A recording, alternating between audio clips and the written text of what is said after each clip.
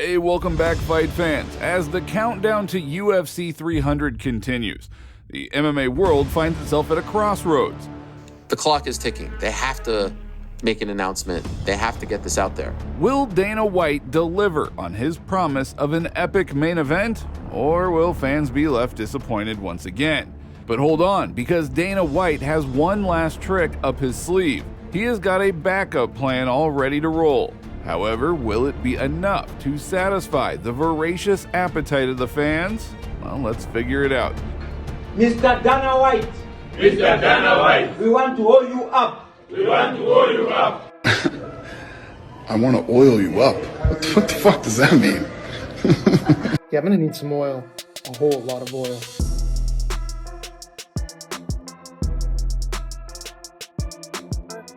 Hey, Michael Wojo, Chad here with Big Slick Petroleum. I got 4,000 gallons of oil here for Dana White. Thank you for all the kind words. I appreciate it.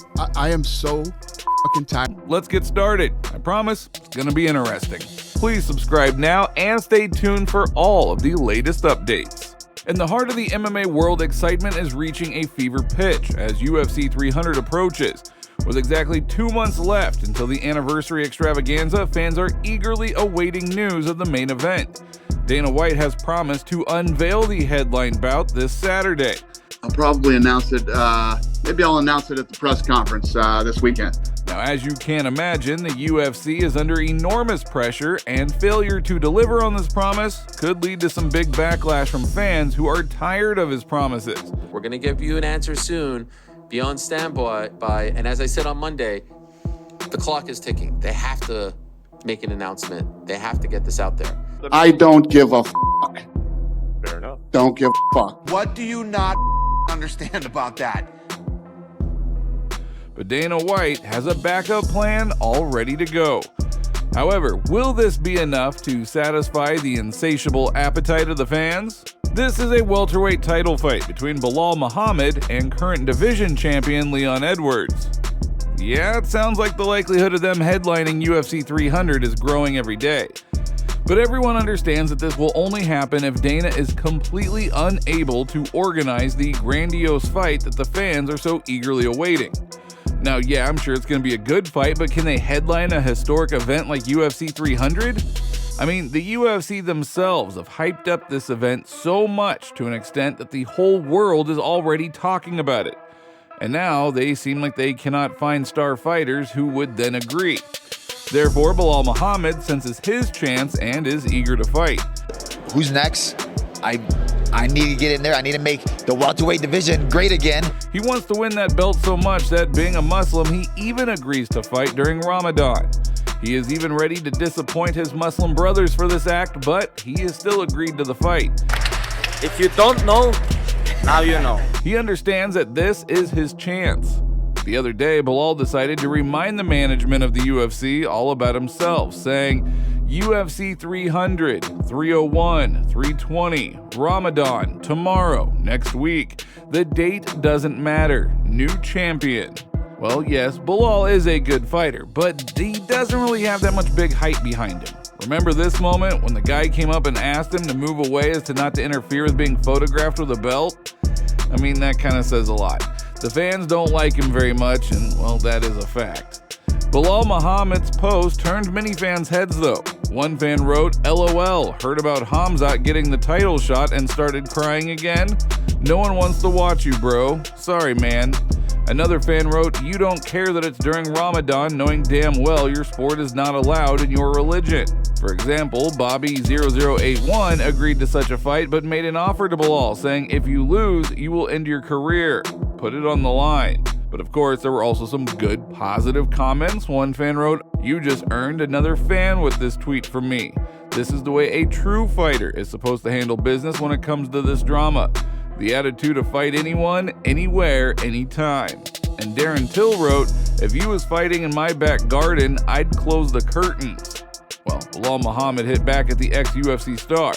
Muhammad's response sparked jokes from fans who wrote that he came out on top in an online exchange with the former welterweight title challenger, saying, Belal won this tweet by decision. Bro, Till is already going through a hard time. You don't have to get him like that. Secondly, Till has a proposal for the UFC. Who could lead UFC 300? Well, he suggests to Dana White that these two should lead UFC 300. And then he and Mike Perry will be in the co-main event. He thinks he's ready to come back to the UFC. Yeah, we would probably do it. Yeah, that's how Daren Till jokes. But as we already know, this is not a time for joking, as the countdown to UFC 300 is underway. The MMA world finds itself at a crossroads. So will Dana White deliver on his promise of an epic main event? Or will fans be left disappointed once again?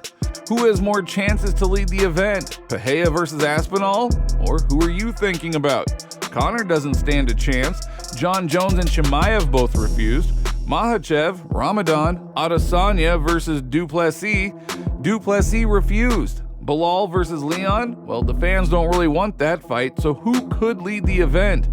Khabib versus GSP, but we already know that Khabib is not going to return, not for any amount of money. So who else is left? All that remains really is just to invite Brock Lesnar. I mean, he always came to Dana White's aid to save big events in the past. Or who would you like to see? Go ahead and leave your thoughts down in the comments. Now, man, of course, is always challenging, right? But it is very important. It is where I can, display a little to individuals, who occasionally do not believe in a dream, do not believe where it can go, Everyone knows my story from where I came from, right? Getting to where I got, conquering the world now. This means a lot. Achieving this after so many years of training, it's important to show this. Holy shit. My goodness. Oh my goodness. Oh my goodness. Look how he did that. Joe. Oh my goodness. I don't think there's a... Is Conor McGregor doesn't need the fucking money. Right. So when you don't need the money, it's not as easy. I mean, Khabib doesn't need the money. Khabib retired. But you talked to him about fighting. I mean, I'm sure you talked to him about fighting on 300, so you would have to have some idea, wouldn't you, Dana? Yeah, but I need to know the guy's in a full camp and he's ready to go. And Conor McGregor has a movie coming out. He's got businesses that he's built. It's a completely different dynamic when you're dealing with a guy that has this kind of money. But for UFC 298, which is only a few days away, the featherweight title fight between Alexander Volkanovski and Ilia Topuria takes center stage. Meanwhile, Paulo Costa will finally return to action against Robert Whittaker in the co-main event. Now, of course, if he doesn't run from the fight as he usually does. Oh, for sure. I don't see it all the way different than that. Then go straight for the belt after beat Whittaker Saturday. I have no other way to go. I think after beating him, when you look for the whole division, you have a popular guy who fight the way the people want to see, the people like to see the fights going on. It's me.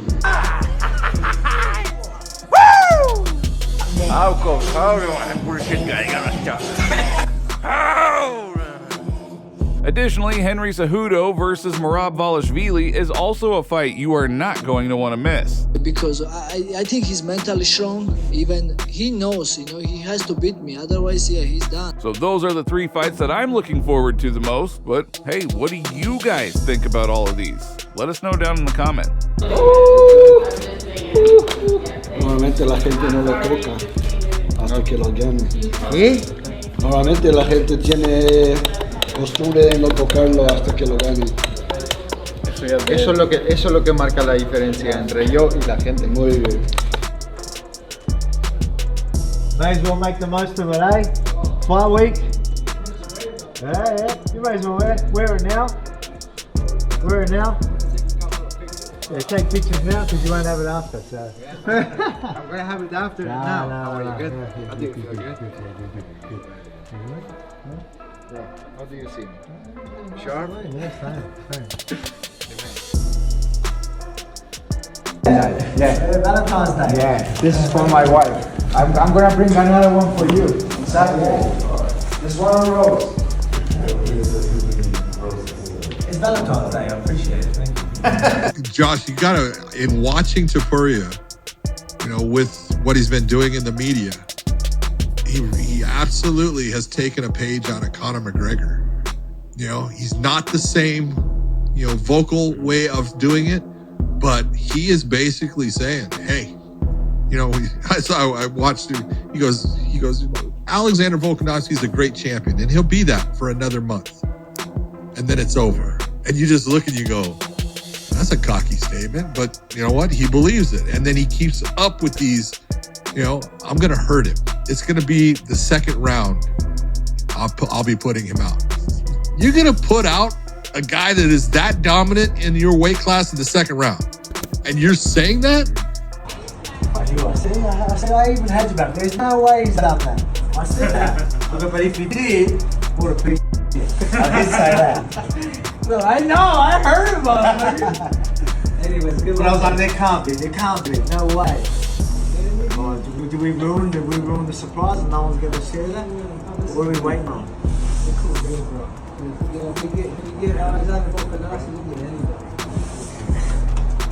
I knew it. There's no way. And it was funny how they come and Frankie goes, mate, if you ever do that, if you ever get rid of me, don't you dare put me in front of the What do you think of my acting skills? Hey? Were you impressed with my acting skills? I mean, Eric wasn't too bad as well. What we're doing. Sometimes people like to throw wrenches on those. We're only throwing the rest. I mean, acting, that's might be too much. This will be Volkanovski's biggest fight in terms of viewers. That's what Daniel's talking about right now. He's saying, hey, listen, nobody's ever come after Volk because they respect him. They're afraid of him. They don't want to fight him. And when they do have to fight him, they don't think they can beat him anyway. This guy, Topuria, has got a better record than Volk. This guy's younger than Volk. This guy's got more momentum than Volk. This guy's got everything going through him. It is the closest odds fight Volk's ever had. Even the ones that were the odds were against Volk. He's never had it this close. That is all for today. If you liked the video, don't forget to like and subscribe to the channel because it is very important to us. And thank you all in advance.